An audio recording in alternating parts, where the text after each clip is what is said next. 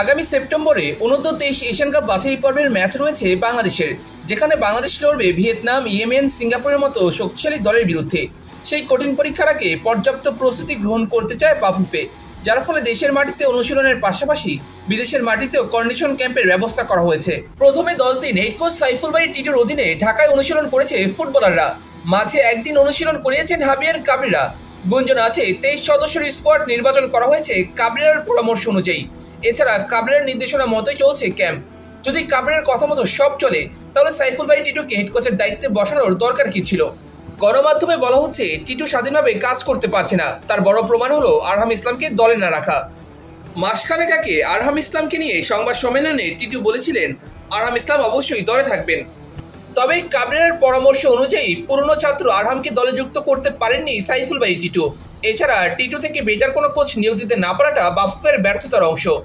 কারণ ভারত 6 মাস আগে থেকে হেড কোচ নির্বাচন করে অলরেডি 2টা ফ্রেন্ডলি ম্যাচ খেলে ফেলেছে। অন্যদিকে বসুন্ধরার 4 ফুটবলারের জন্য টিকিট কেটেছিল বাফুফে। তবে বসুন্ধরা থেকে এখনও ছাড়পত্র দেওয়া হয়নি কিউবাকে, অর্থাৎ বসুন্ধরার সঙ্গে যোগাযোগ করার ক্ষেত্রেও ব্যর্থ বাফুফে।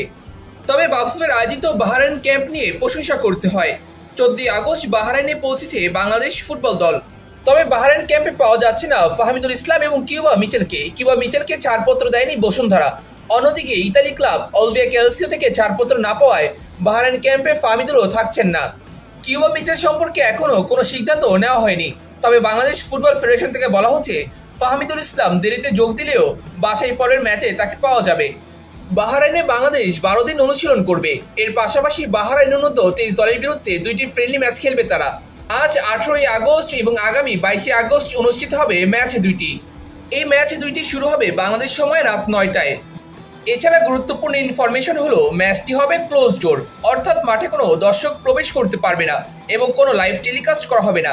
তাই সাধারণ সমর্থকদের কাছে এই ম্যাচ দেখার কোনো সুযোগ নেই। অধিকাংশ সময় ম্যাচের পর ম্যাচের ফলাফল ও কিছু ছবি আপলোড করা হয়। তবে ম্যাচের ফলাফল প্রকাশ করা হবে কিনা সেটারও নিশ্চয়তা নেই। যেহেতু এটা ক্লোজ ডোর ম্যাচ, তাই সম্ভবত 2 ম্যাচে 2 ধরনের একাদশ দেখা যাবে এবং স্কোয়াডে থাকা 23 জনের সবাইকেই গেম টাইম দেওয়া হবে। এবার কথা বলা যাক বাহরাইনের অনূর্ধ্ব-23 দল নিয়ে। বাহরাইন বেশ শক্তিশালী প্রতিপক্ষ বাংলাদেশের প্রেক্ষাপটে। তাদের বর্তমান ফিফা র্যাঙ্কিং 89। সিনিয়র দলের মতো বয়সভিত্তিক দলও বেশ শক্তিশালী বাহরাইনের। 2020 সালে অনূর্ধ্ব-23 এশিয়ান কাপের মূল পর্বে খেলেছিল তারা। তবে সর্বশেষ 2 আসরের বাছাই পর্ব থেকেই ছিটকে গিয়েছিল দলটি। এই বছর অনূর্ধ্ব-23 এশিয়ান কাপ বাছাই পর্বে তাদের প্রতিপক্ষ কাতার, ভারত ও ব্রুনাই।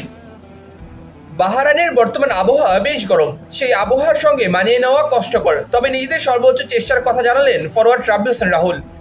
আলহামদুলিল্লাহ, আজকে আমাদের অনেক ভালো ট্রেনিং সেশন হয়েছে। তো এখানে আসলে ওয়েদারটা একটু ডিফিকাল্ট, বাট আমরা মানিয়ে নেওয়ার চেষ্টা করতেছি। অলমোস্ট আমরা মানিয়ে নিয়েছি এবং আলহামদুলিল্লাহ প্লেয়াররা সবাই সুস্থ আছে। আমরা সবাই ম্যাচটার উপরে ফোকাস করতেছি। তো আশা করি যে ইনশাল্লাহ আমরা ম্যাচটি জিততে পারবো এবং ভালো একটা রেজাল্ট সবাইকে উপহার দিতে পারবো ইনশাল্লাহ। এছাড়া দলের ম্যানেজার ফুটবলারদের আগ্রহ এবং মানসিকতার প্রশংসা করেছেন। আমাদের থার্ড সেশন ট্রেনিং হয়েছে, সব প্লেয়াররা ভালোই ট্রেনিং করেছে এবং সবার ছেলেদের বিরুদ্ধে অনেকটা জেদ আছে, দেখলাম চেষ্টা আছে। ইনশাল্লাহ আমরা ভালো কিছু করব, সবাই খুব সিরিয়াস। ইনশাল্লাহ আমরা আজকে প্রত্যেকটা পজিশনে প্র্যাকটিস করেছি, অনেক সুন্দর ট্রেনিং হয়েছে, সামনে ভালো কিছু হবে ইনশাল্লাহ। অন্যদিকে মিডফিল্ডার শেখ মুরসালিন জানিয়েছেন বাহরাইনের বিরুদ্ধে ম্যাচ 2টি খেলে যে অভিজ্ঞতা হবে সেটা অবশ্যই ভিয়েতনামে অনুষ্ঠিত বাছাই পর্বের ম্যাচে কাজে দিবে। মেইন ফোকাস হচ্ছে ভিয়েতনামে। সো ভিয়েতনামে যাওয়ার আগে আমাদের এরকম একটা ফ্রেন্ডলি ম্যাচ খেলার সৌভাগ্য হচ্ছে, এটা আমি মনে করি যে এটা একটা পজিটিভ দিক। সো আশা করি আমরা এই সুযোগটা আমরা কাজে লাগাবো। আমাদের যে প্ল্যান আছে, আমাদের কোচিং স্টাফদের থেকে যে ওই প্ল্যান অনুযায়ী আমরা খেলার চেষ্টা করব।